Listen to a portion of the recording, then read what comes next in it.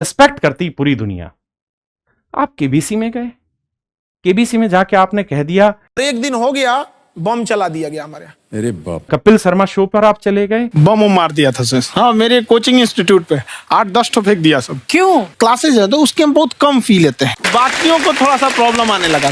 शुभंकर मिश्रा पर आप चले गए, बड़े बड़े मंचों पर आप गए। मुझे याद है आपके जब बम शायद हमला हुआ था, कौन हमला किया था? वो वहीं के थे सब, कोचिंग माफिया या वही माफिया सब। हाँ, आपने कह दिया कि मुझ पर 8 से 10 बम फेंका गया। बम जानते कौन फेंकते हैं? आतंकवादी फेंकते हैं। पूछा किसने फेंका? अरे हम 200 रुपया में पढ़ाते हैं। इस बात के चिढ़ में वो लोग बम फेंक दिए। अरे बम कोई आसान छोटी सी चीज है क्या? कोई पटाखा है क्या? फेंक दिया सर, बम फेंक दिए। ये आतंकवादी का काम है। पूछा किसने फेंक दिया? वही सब कोचिंग माफिया। सर आपने एफआईआर करवा दिया उन कोचिंग माफियाओं पे? करवा दिया कोचिंग माफियाओं पे एफआईआर? चलिए नहीं करवाया, आज करवा दीजिए उन कोचिंग माफियाओं पे। आपके पास तो बकायदा सीसीटीवी फुटेज भी होगा, आपके पास सारे सबूत भी होंगे। आप बहुत सोच समझ के कोई चीजें करने वाले आदमी, तभी तो आप इतने ऊपर पहुंचे हैं। अदरवाइज आदमी पहले फैजल खान बनता और फिर खान सर बनता है। आपके साथ तो काम ही उल्टा हुआ, आप पहले खान सर बने और फिर फैजल खान बने। तो सोचने की बात सोच के देखिए। आपने ज्ञान बिंदु वाले रोशन सर के भाई के लिए आपने कहा कि कोई तीसरा एंगल भी हो सकता है और उसकी जांच होनी चाहिए। श्रद्धांजलि की आपने वीडियो बनाई, तो सर आप खुल के यूट्यूब पे बताइए ना। आपके पास तो सारी चीजें होंगी, आपके रिसोर्सेज और आपके सोर्सेज और आपकी अप्रोच तो पूरे वर्ल्ड में है। आप एक बार बताइए ना वो तीसरा एंगल क्या है। कुछ तो होगा ना भाई। आपको कोई आहट हुई तो कोई तो कारण रहा होगा कि तीसरा एंगल है। बताइए, पुलिस को जाके बताइए।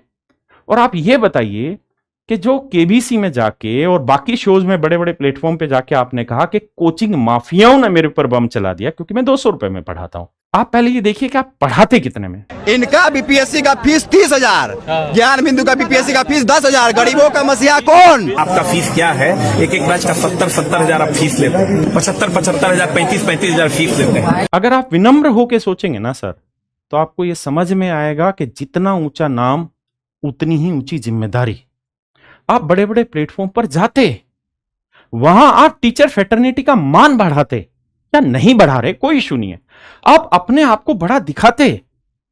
देखिए, दो तरीके हैं, या तो आप अपनी लाइन बड़ी करें या दूसरे की छोटी करें। आपने क्या चुना? आपने अपनी लाइन बड़ी नहीं की, आपने दूसरे की लाइन छोटी कर दी। टीचर हैं पटना में पढ़ाने वाले बाकी सब लोग, या आतंकवादी हैं? अगर आतंकवादी हैं तो अब तक आप क्यों बैठे हो? कार्रवाई करो ना उनके ऊपर। आप क्या करने जा रहे हो? आप दूसरे की लाइन को छोटा करके बड़ा होने जा रहे हैं। और सर जानते हैं, जो 2 तारीख को आपने मीडिया के सामने बाइट दी ना, जो आपने बाइट दी कि हम 200 रुपया में पढ़ाते हैं इसलिए कोचिंग वाला सब जलता है।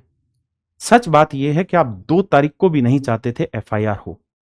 मैं अपने अनुभव से बात कर रहा हूं। आप चाहते थे बस एक पीआर तैयार हो जाए और उस पीआर में आप इस चीज को उठा दें कि खान सर पर 8 से 10 राउंड फायरिंग हुआ, गिरफ्तारी कोई ना हो। सर कोचिंग माफिया शब्द ही नहीं था, ये कोचिंग माफिया शब्द आपका पैदा किया हुआ है। कौन हमला किया था? वो वहीं के थे सब, कोचिंग माफिया या वही माफिया सब। टीचर्स की इज्जत होती थी। कंट्रोवर्सी सबके घरों में होती है, सब कोचिंगों में होता है, कंपटीशन हर जगह होता है। किस जगह नहीं होता? राजनेताओं में होता है, मीडिया न्यूज चैनलों में होता है।